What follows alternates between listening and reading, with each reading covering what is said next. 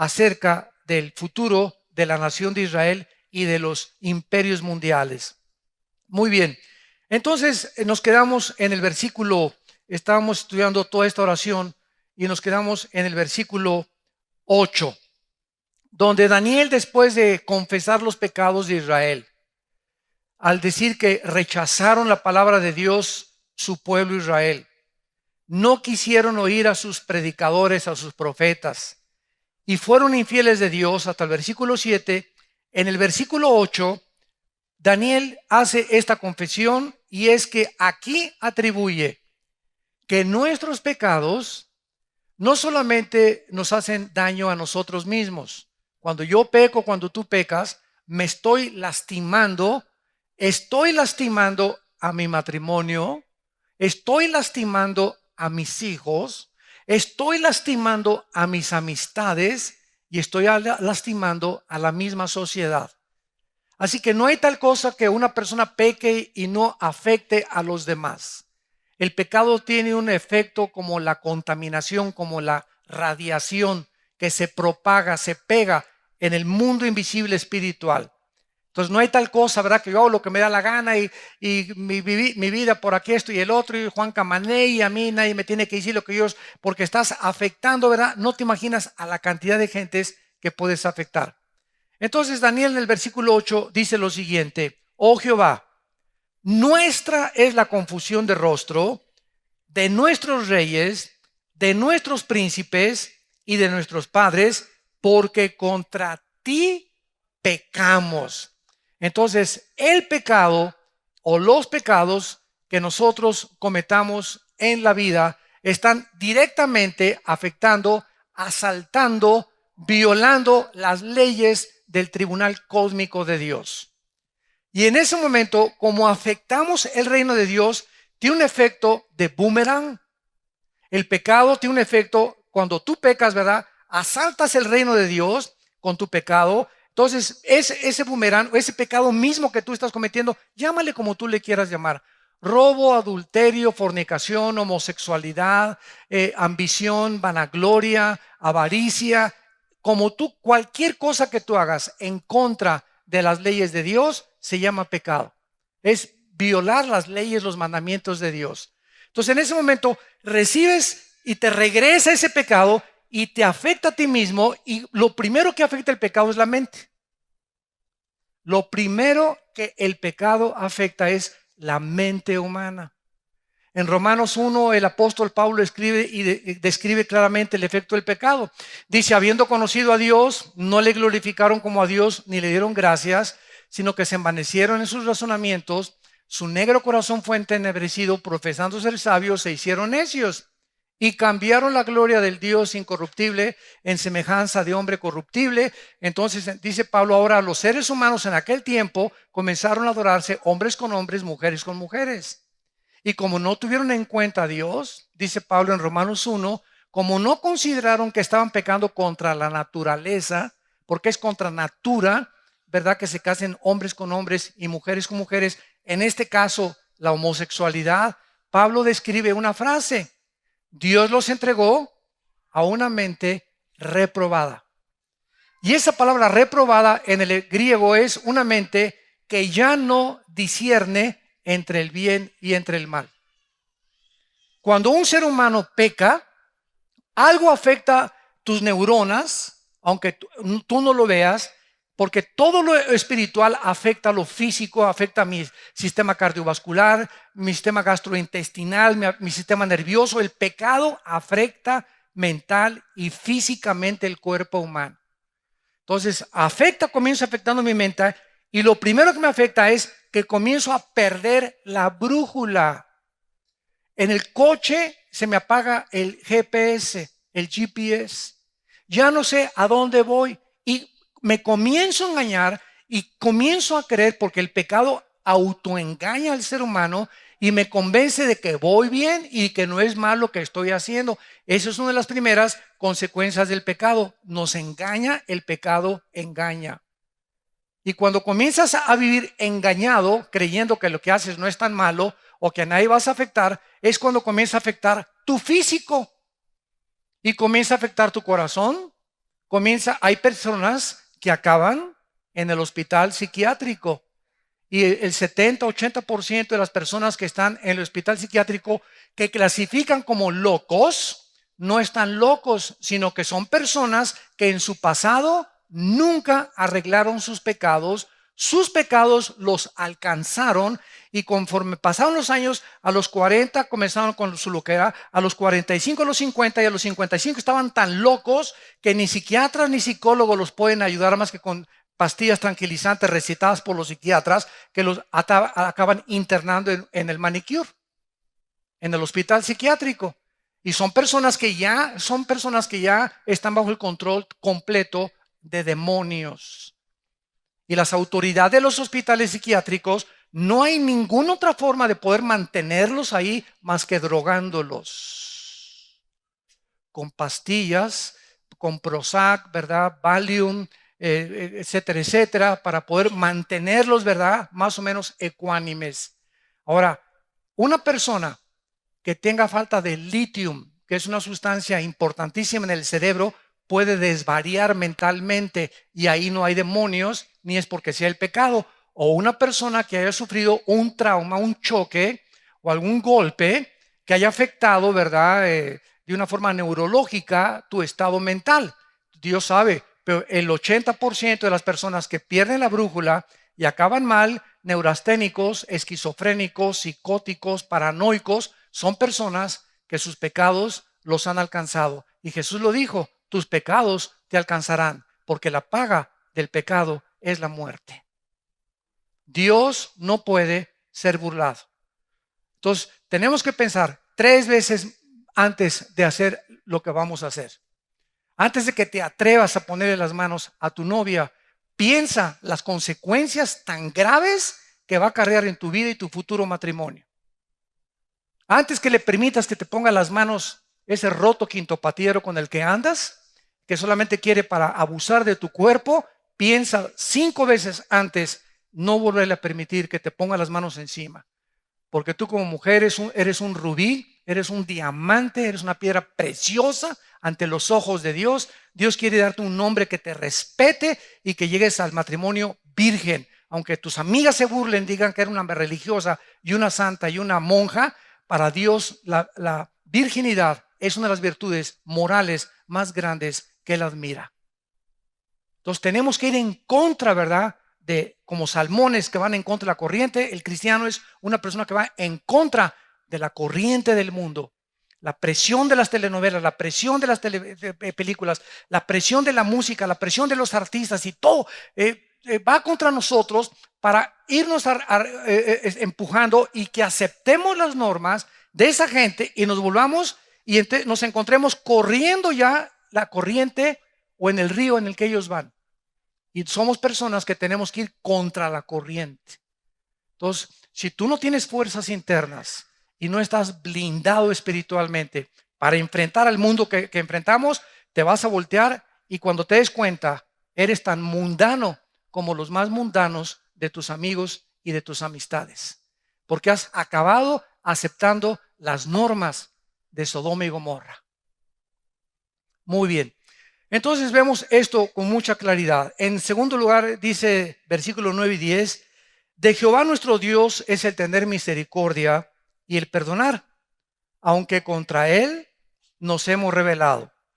Y no obedecimos a la voz de Jehová nuestro Dios para andar en sus leyes que Él puso delante de nosotros por medio de sus siervos, los profetas. Aquí Daniel reconoce su desobediencia. Vean ustedes la lista de lo que él menciona. En primer lugar, despreciaron su misericordia. ¿Qué es la misericordia de Dios? La misericordia de Dios es la compasión que Dios tiene para no castigarnos como merecemos.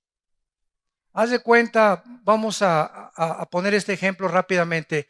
Tú anoche te robaste, te encontraste aquí en la congregación una bolsa o una pluma o una cartera o lo que haya sido. Entonces dijiste, ¿verdad? Vénganos a tu reino. Y te la embolsaste. Y anoche te fuiste a tu casa. Y entonces amanece, ¿verdad? Y como no la devolviste anoche, hay algo que sucede en tu mente que se llama que te comienzas a endurecer. ¿Por qué? Porque no reconociste que lo que tú hiciste, Dios le llama robo. Entonces ahí te lo guardas, ahí te lo guardaste. Entonces pasa una semana y no pasa nada, sigues igual que siempre. Pasan 3 semanas y no pasa nada. Pasa un mes y no pasa nada. Y entonces al mes tú ya has llegado a la conclusión de que no te va a pasar nada y que puedes seguir robando. Entonces ahí es cuando el corazón se endurece y ahí es cuando la misericordia de Dios tiene un límite. Cuando Dios ve que tú ya llegaste a ese punto donde crees que puedes seguir robando o puedes seguir acostándote con tu novio o viviendo en amaciato o haciendo lo que tú haces porque no pasa nada, no has entendido que no ha pasado nada por su misericordia. Porque a Dios ha tenido compasión y ha estado esperando. Espero que Pepe reaccione y devuelva esa cartera. Y pasan 2 semanas. Pepe no ha devuelto esa cartera. 4 semanas. Pepe no ha devuelto esa cartera. Llega Satanás ante el trono de Dios. Pepe no ha devuelto esa cartera, ¿verdad? Tú eres un Dios justo, ¿verdad? Tienes que castigar a Pepe. Y Dios tiene que cruzarse de manos y dejar que los demonios y los poderes de las tinieblas actúen en la mente de Pepe y lo comiencen a volver loco. Lo comiencen a desviarse, lo comiencen con neurosis, con depresiones, con estrés. Comienza Pepe a tener temor de todo, o Margarita de todo, y comenzamos a perder, ya no sabemos ni qué, ni ganas tenemos venir a la iglesia, hemos sido afectados, hemos perdido la paz, la seguridad y la confianza que debemos de tener cuando caminamos en los caminos de Dios. Esa es la misericordia de Dios. Y es lo que dice Romanos capítulo 2, versículo 3 y 4. ¿Qué no sabéis que por la misericordia de Dios no has sido juzgado? No te aproveches pues de eso. Los pecados te tienen que alcanzar. Y hay personas que los alcanzan a la semana, hay otros que a los 6 meses, hay otros que hasta los 2 o 3 años les cae el ramalazo en su vida. Pero los pecados tienen que ser enfrentados delante de Dios. En segundo lugar dice que se rebelaron contra Dios.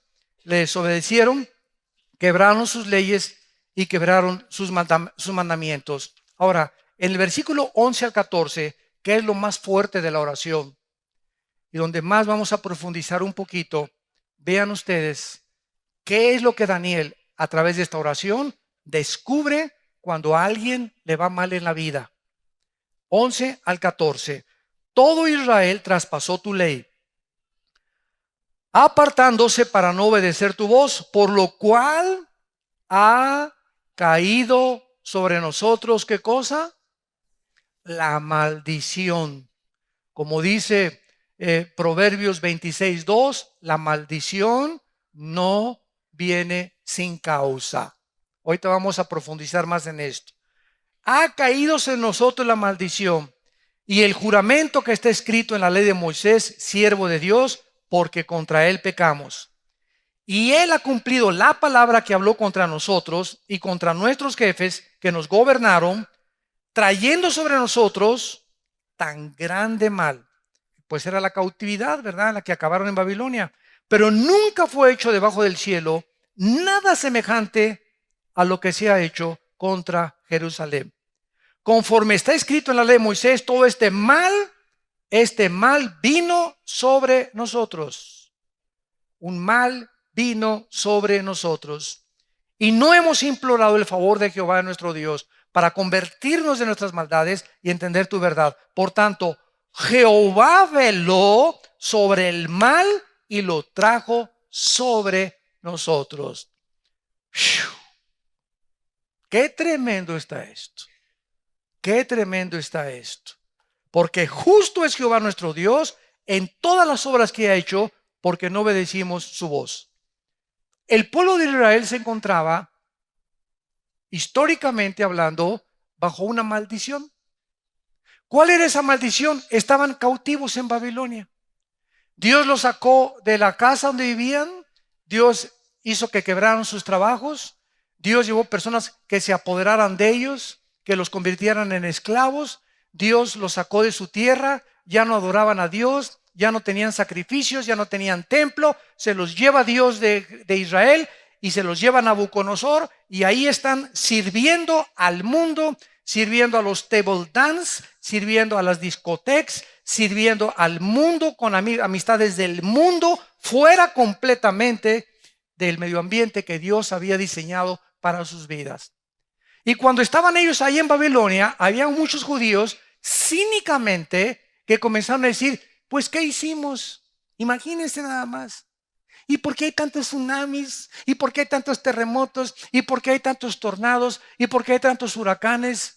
¿Y por qué ahora en el último tsunami espectacular, gigantesco en Indonesia, que afectó más de 15, 18 naciones, murieron el 60% de niños menores de 12 años? ¿Qué acaso Dios no es misericordioso? ¿Y por qué le cayó ese rocote en la cabeza a esa familia y destruyó el terremoto esto? ¿Y por qué pasó estas cosas? Y cuando comenzamos a preguntar, ¿por qué la naturaleza en los últimos 10 o 15 años se ha vuelto contra la humanidad? Porque nunca había habido tal secuencia e intensidad de tornados, huracanes, inundaciones, terremotos como en los últimos 15, 20 años.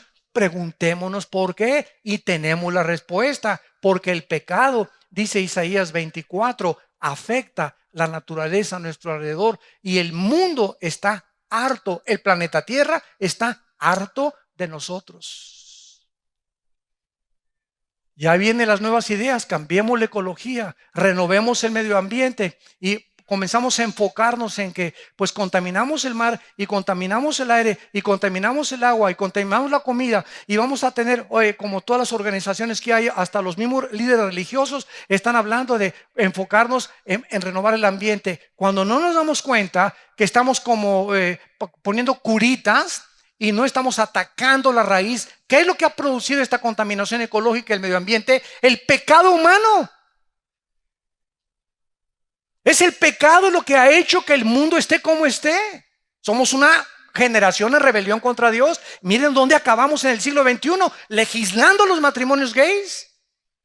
Es el síntoma más grande de descomposición social que podemos nosotros observar en nuestra sociedad.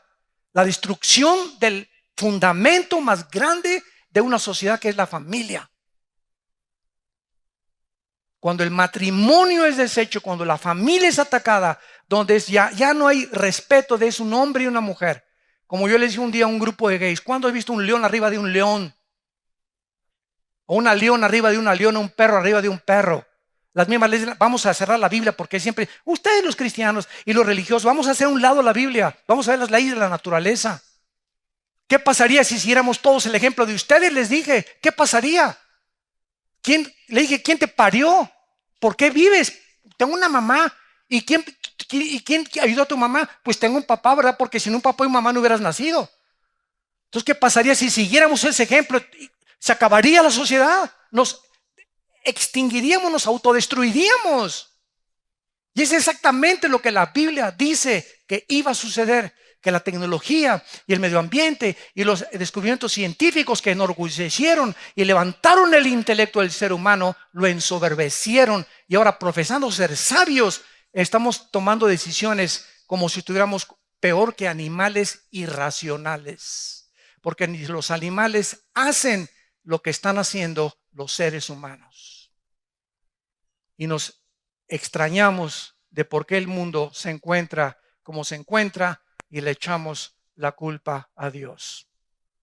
La palabra maldición aquí en el hebreo es la palabra halaj. Es muy importante esto. Y esta maldición, de acuerdo a la Biblia, casi siempre viene cuando alguien rompe ya, deliberada y abiertamente, las leyes de Dios. En otras palabras, para que lo podamos entender, cuando Dios dice en Deuteronomio 28, bendito es, bendito es tu esposa, bendita tus hijos, bendito tu trabajo, bendito cuando salgas a la calle, bendito el producto de tus frutos y de tus campos, significa esto: hijo mío, si tú caminas en el camino que tengo escogido por ti, sometiéndote y obedeciendo a mis leyes, es bendito. ¿Quién es una persona bendecida? Una persona que camina con Dios, por lo cual le va bien en la vida. Y todo lo que hace prospera. Todo lo que hace prospera. ¿Qué es una maldición? La maldición es, bueno, pero si tú en ese camino que te he trazado donde quiero bendecirte a tu esposa, el fruto de tu vientre, el fruto de tus hijos, que te vaya bien, que tengas paz, que tengas seguridad, que aunque tengas frijolitos y totopitos, vivas en paz, contento, cantando coritos con tu familia, yéndote el domingo a Chapultepec y con los globos, etcétera, etcétera. Comparación de que muchos millonarios ni siquiera tienen esto, es porque caminas en mis caminos. Pero si tú te sales de mis caminos, dice Dios, y te brincas al otro camino, que es el camino de la maldad, vas a recibir maldiciones. ¿Qué significa esto? Que van a ser como obstáculos que voy a poner en tu vida y no vas a poder progresar. Todo te va a salir mal. Te vas a casar una vez y vas a creer que te fue mal con esa mujer. Te vas a casar con otra y te va a ir de Guatemala a Guatepeor. Te vas a ir con la tercera, con la cuarta, con la quinta, como los artistas, como Elizabeth Taylor, que tuvo nueve maridos, como artistas que vemos en la televisión, creyendo que es la mujer, que esa no me conviene. Ahora con el otro. ¿Por qué? Porque van de botella en botella, de cine en cine, de teatro en teatro, de filosofía en filosofía, siempre buscando y nunca pudiendo llegar al conocimiento, la verdad, nunca teniendo paz, nunca teniendo satisfacción, porque no han entendido que Dios nos hizo para Él. Y ese vacío que está dentro de nosotros, solo Dios lo puede llenar. Esa agua, cisternas vacías, le dice Jeremías al pueblo, has cavado, que están vacías, no tienen agua, pero el agua que yo te doy a beber será una fuente que salte como vida eterna. Eso le dijo Dios también a la mujer samaritana en Juan 4, una mujer prostituta que tenía 5 maridos, la chulis, y con el que vivía no estaba casada, vivía en amaciato cuando se encuentra con Cristo. Cristo no la condena, pero Cristo le dice, vas a seguir buscando y no vas a encontrar en ningún hombre, en ninguna mujer, no hay nadie que te dé la felicidad. Puedes ser millonario y no es cierto que eres feliz. Lo vemos con los millonarios ahorita en Estados Unidos, que son racistas y que atacan a todos los mexicanos y a todos los latinoamericanos, y que creen que con el dinero ahora quieren poder y no están satisfechos con lo que tienen, y llegan un momento en que tú los escuchas y dices, está más loco que un chivo. Han perdido la brújula, hablan incoherencias ya. Hablan incoherencias políticos y multimillonarios. Ya perdieron completamente la coherencia, la razón y una línea lógica de pensamientos. ¿Por qué? Porque eso es lo que hace la soberbia, el pecado. Vayamos a Deuteronomio capítulo 28 y veamos estos ejemplos de estas maldiciones en el pueblo de Israel. Y veamos de qué forma tan interesante están ligadas precisamente con con lo que Dios considera más importante. ¿Qué creen ustedes que fue lo que cuando Cristo vino al mundo consideró lo más importante para síganme con cuidado, cuál es el ingrediente más importante para nuestra estabilidad psíquica y emocional? La paz. Mi paz os dejo, mi paz os doy. En el mundo tendrá aflicción, pero la paz, por nada estén afanados. Confíen en mí. Una persona que tiene paz es una persona estable en sus emociones y en sus decisiones. Si yo no tengo paz conmigo mismo primero, y estoy como Pepita en comal en la mañana, ay Señor, ay pastor, ayúdeme, mi hijo, mi hija, ¿sabes una cosa? Estás viviendo en incredulidad. Porque cuando una persona llega a ese estado de, ¿qué voy a hacer? ¿Quién me va a ayudar? Santa cachucha, esto y el otro, y por aquí y por allá, ¿qué estás demostrando? Que el Dios al que tú sirves no es el Altísimo, no es el Shaddai, no es el que te dijo estate tranquilo, nunca te dejaré, nunca te abandonaré, por nada estés afanoso, mira las flores del campo que ni Salomón las pudo vestir como las viste mi padre, ve los pajarillos del campo que no tienen que guardar la comida para asegurarse la comida de mañana, y ustedes, que estoy dando mi vida por ustedes en una cruz, que sufrí lo que tú merecías, la ira de mi Padre cayó sobre mi vida en la cruz, en mi cuerpo fue hecho pedazos para decirte que te amo. Vives como si yo no existiera y como si mis promesas fueran basura. Y por eso no tienes paz, porque no crees, simplemente porque no crees. Y por eso ya has acabado con pastillas tranquilizantes y en alcohol y en drogas. ¿Por qué? Porque tu vida no tiene estabilidad. Y las decisiones que haces te llevan a fracasos. Y las decisiones que te casas con la persona equivocada, con el hombre equivocado, compras el carro equivocado, la casa equivocada, y ves que comienza todo a salirte mal. ¿Por qué? Porque no tienes paz. Y como no tienes paz, el Espíritu Santo es un espíritu de paz y de santidad. El Espíritu Santo no se puede comunicar conmigo si yo en mi vida no tengo una estabilidad emocional. Tengo que estar tranquilo, tengo que estar alabando a Dios, tengo que estar completamente reposado, sabiendo que Él está al control de todas las cosas. Y en ese estado psíquico y mental puedo discernir la voz de Dios. Mientras tú no tengas y te conquistes a ti mismo y comienzas a vivir en paz con tu vida, no puedes tener dirección de Dios, ni conocer la voluntad de Dios. Vean cómo esto afectó al pueblo de Israel. Deuteronomio 28, versículo 15 en primer lugar. Pero acontecerá que si no oyeres la voz de Jehová tu Dios para cumplir todos sus mandamientos y sus estatutos que yo te intimo hoy, que vendrán sobre ti todas estas maldiciones y te alcanzarán. Escuchen, es Dios el que está hablando y Dios no puede mentir. No puede haber ningún rebelde que le vaya bien en la vida.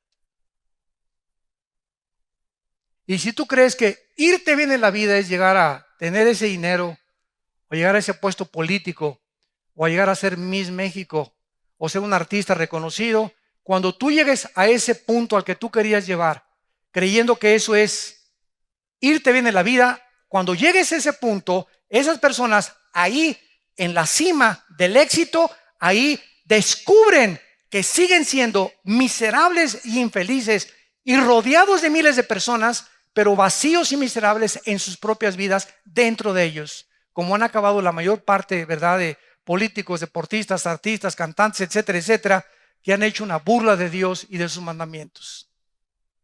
Entonces, mientras más alto subas, dice Dios, de más alto vas a caer. Porque nadie puede subir a la cima del éxito, humanamente hablando, sin Dios, porque ahí el éxito nos descompone. Nos descompone. Y eso le pasa a todos los que llegan al éxito, políticos, gobernantes, artistas, cantantes, futbolistas, que cuando llegas a un punto donde tienes dinero y tienes todo y todo el mundo te conoce, te crees con el derecho de irte con una mujer, con otra mujer, de tener amantes, de comprar esto, comprar aquello, etcétera, etcétera, sin que te des cuenta que mientras más estás subiendo, tu caída va a ser mucho más dolorosa que tu subida. Te equivocaste y te engañaste, porque el diablo viene y cobra la factura. Y dice el versículo 65 al 67 de Deuteronomio capítulo 28. Y le dice Dios a su pueblo, y ni aún entre estas naciones, ¿qué cosa? Descansarás, ni la planta de tu pie tendrá reposo, pues allí te dará Jehová corazón temeroso y desfallecimiento de ojos y tristeza de alma. ¿Cuántos de ustedes simplemente, verdad, son como las pepitas en comal? No se pueden estar en paz en ningún lado, no duran en ningún trabajo, van de aquí para allá, siempre inestables, cambias novia cada 2 o 3 meses, novio cada 3 o 4 meses, etcétera, etcétera. Te acuestas y no puedes dormir. El otro día estaba leyendo, ¿verdad?, que el gran famoso rey del rock lo pasaron en un programa de Discovery Channel.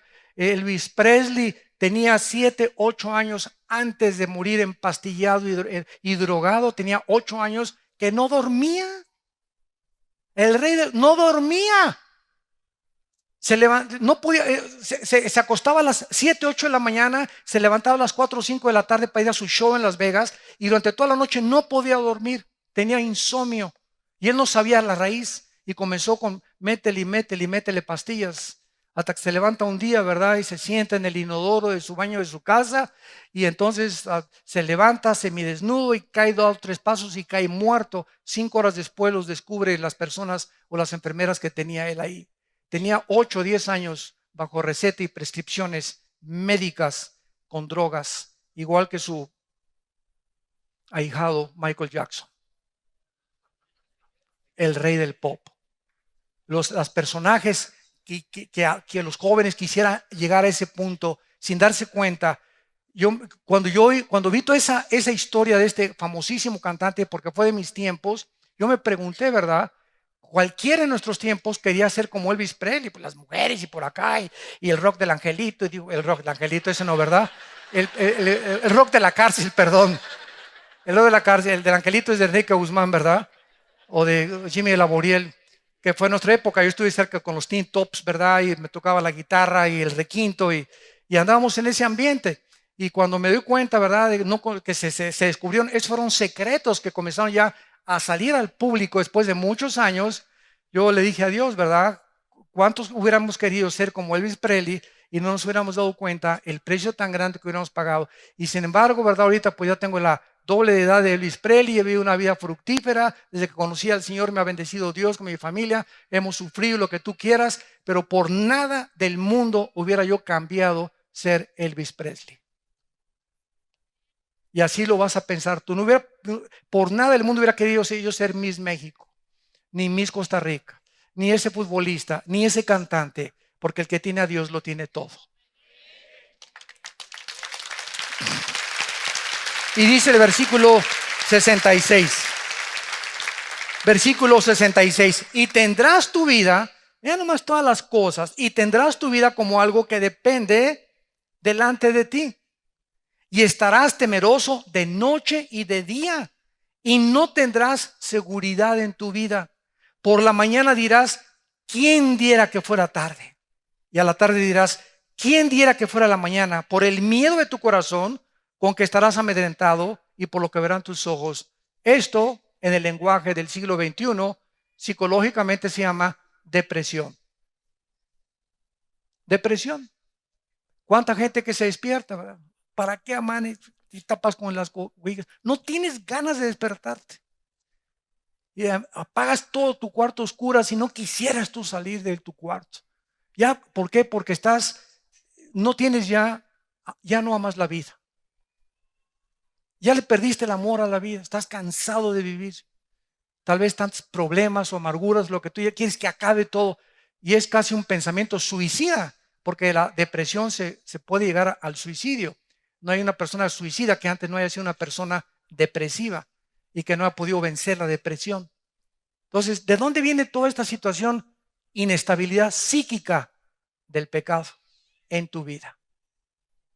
Del pecado no confesado, porque el que esconde sus pecados no prosperará. Proverbios 28:3. Mas el que los confiesa alcanza la compasión de Dios. Mijito, aquí estoy. Gracias por reconocer que te robaste esa cartera. Gracias por reconocer que te aprovechaste de tu novia. Gracias por reconocer que te dejaste acariciar por ese roto quintopatiero con cara de chita. Te levanta el Señor, ¿verdad? Y te vuelve a poner en una roca. Vuelve a caminar conmigo. Esa es la compasión de Dios, que Dios nos levanta y Dios nos restablece. Dios es el Dios de las segundas, de las terceras oportunidades, pero tenemos que entender que no podemos burlarnos de Dios. Tarde o temprano tenemos que pagar esas consecuencias. Dios perdona el pecado, pero las consecuencias las vamos a recoger, tarde o temprano. Entonces vemos la cautividad de Israel. Regresamos a Daniel. ¿Y por qué estaban cautivos los judíos? Por todo lo que dijimos. Temerosos, depresivos ahí en Babilonia, comiendo, ¿verdad?, algarrobas de los puercos. ¿Y todo por qué? Por su rebelión contra Dios. El pecado siempre nos encarcelará. Y ellos estaban cautivos, prisioneros, y es lo que hace el pecado en el siglo XXI o bajo el pacto de gracia. El pecado nos encarcela, el pecado nos rodea y el pecado nos comienza a encerrar. Dice, tendrás la vida como algo que depende de ti. El pecado, solamente al encarcelarme el pecado, espiritualmente, es una cárcel invisible.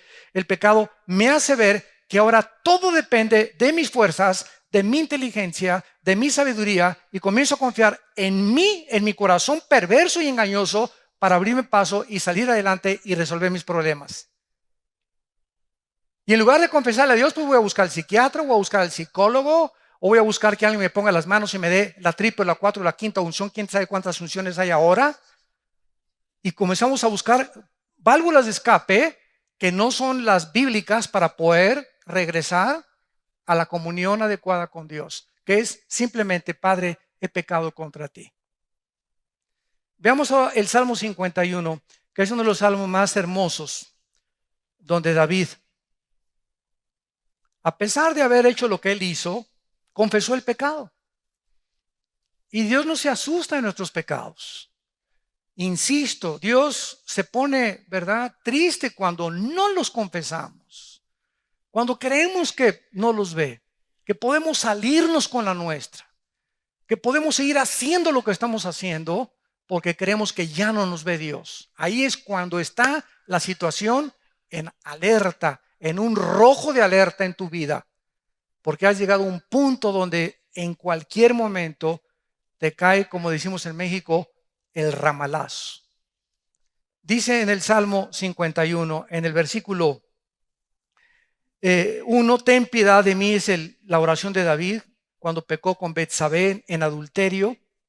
Conforme a la multitud de tus piedades, borra mis rebeliones, lávame más y más y mi maldad y limpia mi pecado. David inmediatamente se enfoca al cielo y él pone su perspectiva y la coloca en Dios. Si algo me va a regresar mi estabilidad mental, mi salud psíquica, mi seguridad y mi paz, vendrá de arriba. No buscó a ningún hombre, no buscó a ningún profeta, buscó a Dios, porque mis pecados son contra ti, Señor. Versículo 3, porque yo reconozco mis rebeliones y mi pecado está siempre delante de mí. Contra ti solo he pecado. He hecho lo malo delante de tus ojos, para que seas reconocido justo en tu palabra y tenido por puro en tu juicio. Fíjense lo que dice el versículo 6. He aquí, ya lo comprendió David, tú amas la verdad en lo íntimo. O sea, Dios conoce nuestra intimidad, los más secretos, profundos de nuestra alma y las motivaciones más ocultas de nuestro corazón. Él las conoce. Y Él conoce tu corazón cuando Él sabe que eres que tú amas la verdad y que tú, yo no puedo esconder de ti. Tú eres un Dios que me ve. Señor, límpiame, me levanto y dame las fuerzas, pero perdona mi pecado. Porque Dios ama en lo íntimo, que en lo íntimo de tu corazón reconozcas que te has hecho daño a ti mismo, a tu familia, a tu novio, a tu novia, a tus amigos, a tus hijos. Lastimamos a toda la gente a nuestro alrededor cuando pecamos. Y dice el versículo 10, crea en mí, oh Dios, un corazón limpio y renueva un espíritu recto dentro de mí. Versículo 13, muy interesante. Entonces enseñaré a los transgresores tus caminos y los pecadores se convertirán a ti. David sabía, hasta que yo no regrese a tener una relación bendecida por Dios, no puedo hablarle a nadie de Cristo. Entonces, cuando yo regrese con Dios y comience Dios a trabajar en mi vida, entonces yo puedo ir con los transgresores, con los que son pecadores, y hablarles de ti, y Dios trabajará a través de mi vida. Mientras yo no confiese mi pecado, soy como un vaso sucio en un fregadero, donde cuando llegan las visitas a tu casa, le dices a tu hija, sírveles limonada a tus tíos que llegaron. ¿Qué hace tu hija? Va a ir a tomar un vaso de la vitrina limpio. No va a agarrar el del fregadero sucio y ahí va a servir la limonada, ¿verdad? Así es, Dios dice en 2 de Timoteo capítulo 2, 21 y 22. Dios usa vasos limpios. Entonces, si Dios va a usar a alguien, ¿a quién busca? Hay cristianos que están todavía en el fregadero y tienen ahí 6 meses en el fregadero. 1 año en el fregadero. Ahí tienen, no se han limpiado. Entonces, la obra de Dios requiere, límpiense, dice Isaías, los que llevan los instrumentos de Dios. Entonces, si tú te limpias, Dios agarra y cuando tenga una misión, agarra un vaso limpio, agarra a Pancho, agarra a Lupita, agarra a Carlos que se limpiaron y que están en una relación adecuada con él, y a esos usa Dios para sus fines santos. A esos bendice Dios y a esos les va bien en la vida. Porque Dios es un Dios santo.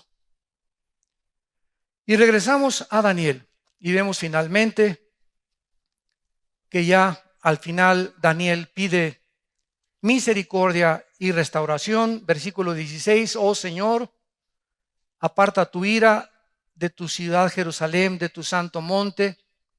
Versículo 17, haz resplandecer tu rostro sobre tu santuario. Versículo 18, inclina, oh Dios, tu oído sobre la ciudad en la cual es invocado tu nombre. Versículo 18, porque tú eres justo, Señor, basado en justicia. Y el versículo 9, ya David le dice a Dios, oh Señor, perdónanos, presta oído, o sea, ya, por favor, Señor, hazlo rápido, no tardes por amor de ti mismo, porque tu nombre es invocado sobre tu ciudad y sobre tu pueblo santo. La ciudad de Jerusalén era el lugar donde Dios había escogido para que pudiera establecerse su nombre. Y ahora, ¿verdad? Pues ya sabemos que no es Jerusalén. ¿Cuántas veces hemos oído ahorita, pasen al altar de Dios? Y creen que este es el altar de Dios. Válgame el Señor. José, María y el burrito que los acompaña. El altar de Dios está en nuestro corazón. Ahora, el lugar donde Dios ha reposado es en tu corazón y en mi corazón. Ya no hay tal cosa como vengan al altar de Dios. El altar de Dios aquí está dentro de nosotros. Ya no es nada físico. Pero nos apartamos tanto de la Biblia que comenzamos a acostumbrarnos, ¿verdad? Que pasen al altar de Dios como si al llegar aquí, aquí está Dios esperándote. La palabra altar significa el lugar del sacrificio. Y el lugar del sacrificio fue la cruz.